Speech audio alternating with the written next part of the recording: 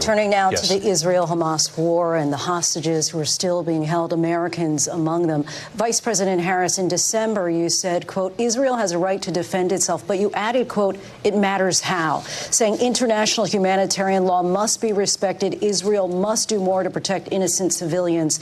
You said that 9 months ago. Now an estimated 40,000 Palestinians are dead. Nearly 100 hostages remain. Just last week, Prime Minister Benjamin Netanyahu said there's not a deal in the making. President Biden has not been able to break through the stalemate. How would you do it? Well, let's understand how we got here. On October 7, Hamas, a terrorist organization, slaughtered 1,200 Israelis. Many of them young people who were simply attending a concert. Women were horribly raped.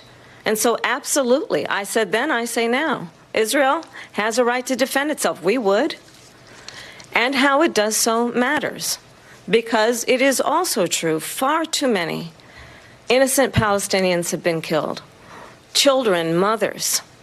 What we know is that this war must end.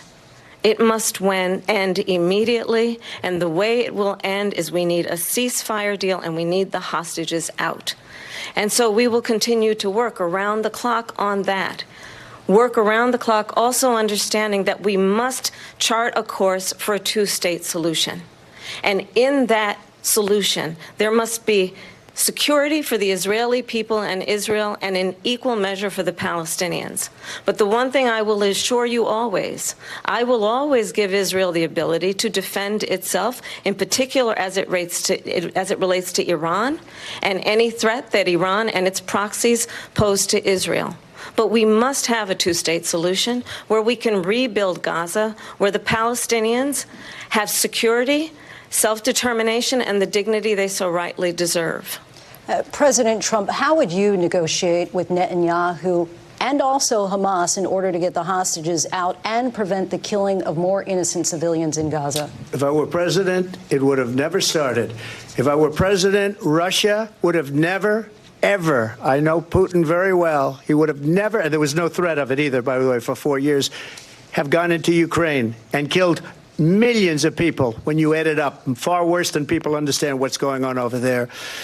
But when she mentions about Israel, all of a sudden, she hates Israel. She wouldn't even meet with Netanyahu when he went to Congress to make a very important speech. She refused to be there because she was at a sorority party of hers. She wanted to go to the sorority party.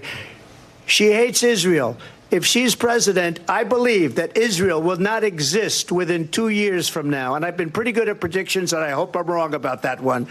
She hates Israel. At the same time, in her own way, she hates the Arab population because the whole place is going to get blown up. Arabs, Jewish people, Israel will be gone.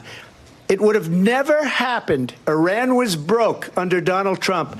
Now Iran has $300 billion because they took off all the sanctions that I had. Iran had no money for Hamas or Hezbollah or any of the 28 different spheres of terror. And they are spheres of terror, horrible terror. They had no money. It was a big story, and you know it. You covered it very well, actually. They had no money for terror. They were broke. Now they're a rich nation, and now what they're doing is they're spreading that money around.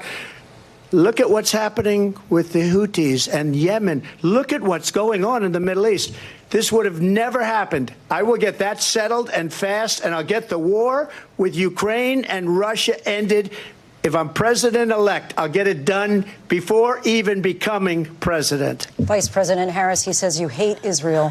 That's absolutely not true. I have my entire career and life supported Israel and the Israeli people. He knows that.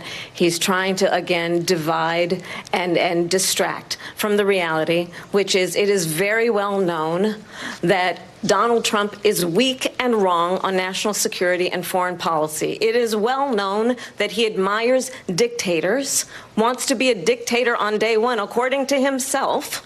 It is well known that he said of Putin that he can do whatever the hell he wants and go into Ukraine. It is well known that he said when Russia went into Ukraine, it was brilliant.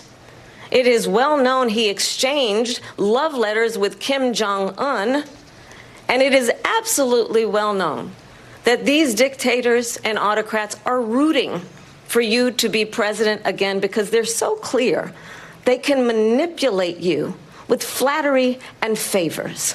And that is why so many military leaders who you have worked with have told me you are a disgrace.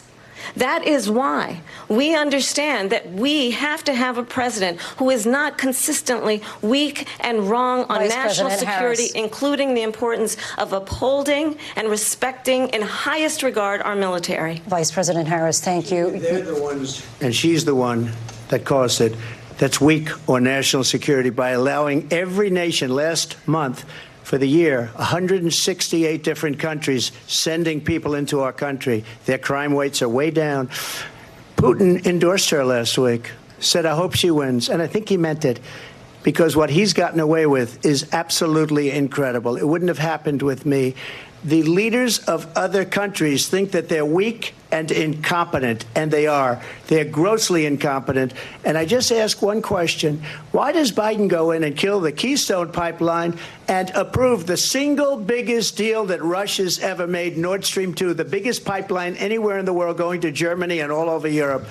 Because they're weak and they're ineffective. And Biden, by the way, gets paid a lot of money. Thank you. We have a lot of issues to get to.